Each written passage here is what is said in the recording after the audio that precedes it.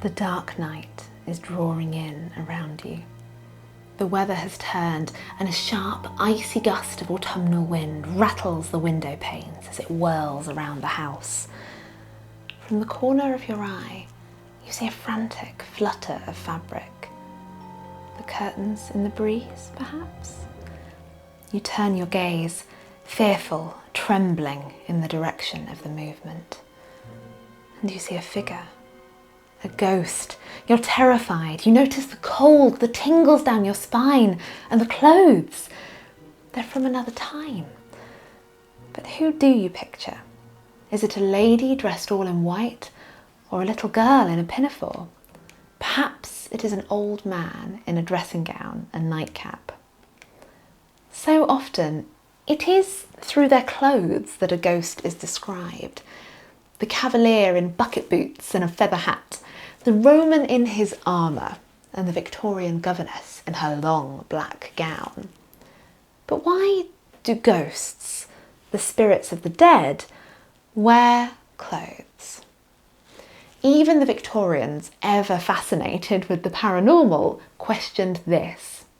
An article in the Sunday Review of July 1856 asked, "How do you account for the ghosts' clothes? Are they ghosts too?"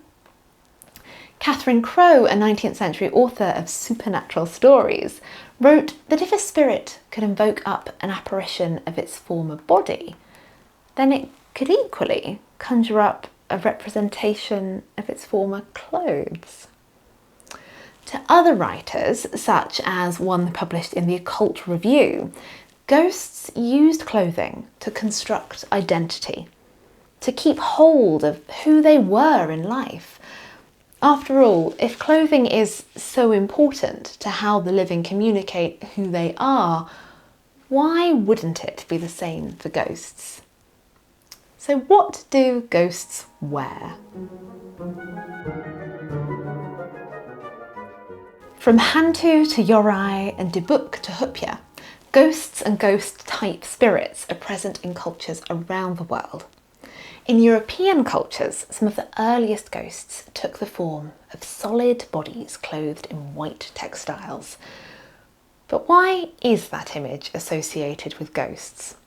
Well, in 1727, Daniel Defoe wrote an essay on the history of apparitions in which he described the apparel of a ghost as, quote, "a shroud as if it had just come out of the coffin in the churchyard." These ghosts were the deceased risen again, wearing exactly what they had been buried in, their grave clothes. Many people in Christian early modern cultures were buried in shrouds or winding sheets instead of coffins.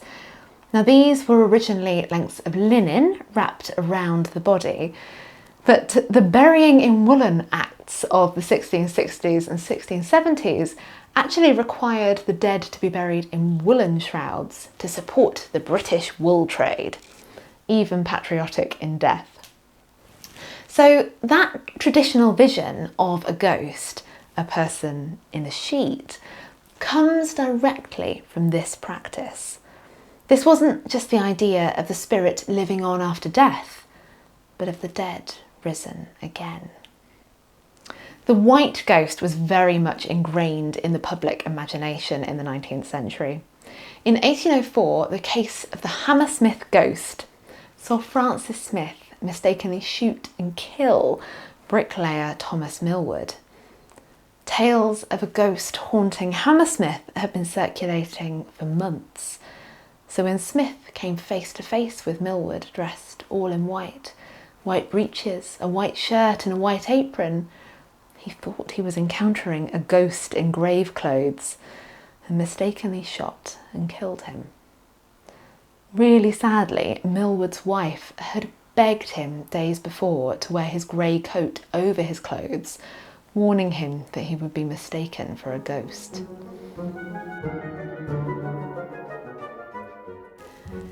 In 1787, Francis Grose wrote that, quote, "Ghosts commonly appear in the same dress they usually wore whilst living, though they are sometimes clothed all in white, but that is chiefly the churchyard ghosts." Outside the cemetery, ghosts discarded their shrouds in favour of the clothes that they wore in life. And as grave clothes became less and less common as a cultural practice, recorded sightings of ghosts in their ordinary clothes also seem to have increased.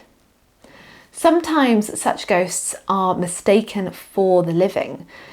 Daniel Defoe again recounted the tale of a woman visited by her friend, only to discover a few days later that the friend had died days prior to the visit.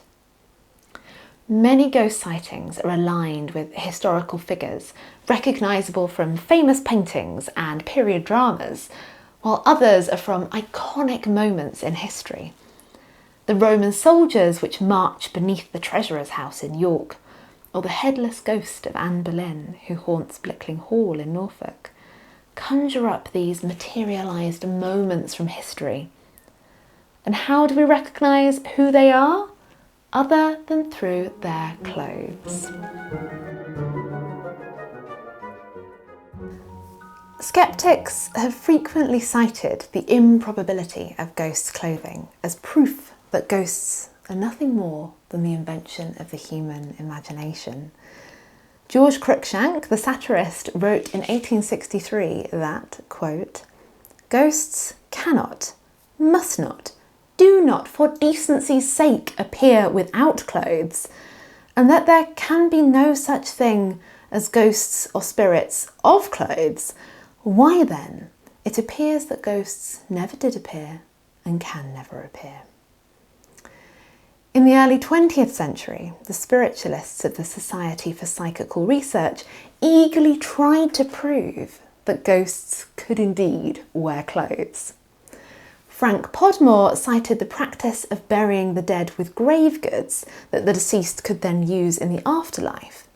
If a spirit could use such things, then surely clothes would be among them. Edmund Gurney and Frederick Myers suggested that ghosts could telepathically project themselves, and that the projected spirit was then clothed in the receiver's imagination, which they also argued was why the sartorial descriptions of some ghost sightings were not always accurate or detailed.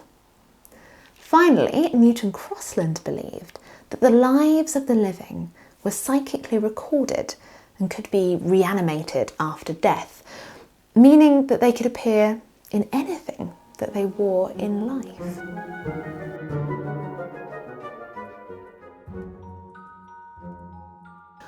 Why ghosts wear clothes might seem like a flippant question, but it is fundamental to how humans think about ghosts. How do you know who a ghost is without recognising their clothing? And how can inert silks and wools, lace and ribbons survive on in ghostly form? Do you believe that you've seen a ghost? How would you describe them? What were they wearing?